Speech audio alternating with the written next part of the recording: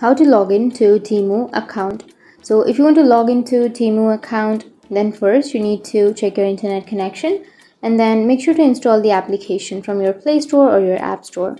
And once you've done that, you can simply open up your TEMU application. Once you've opened, now here on the bottom right, you will have sign in option.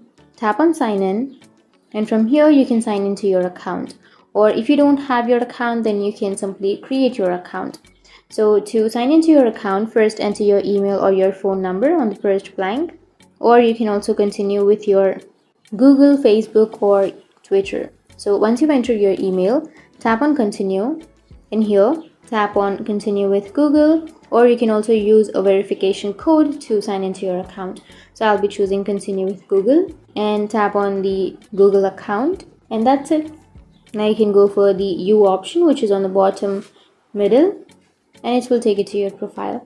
So that's how you can log into your TEMU account, and if you have any questions, feel free to comment below. Thanks for watching.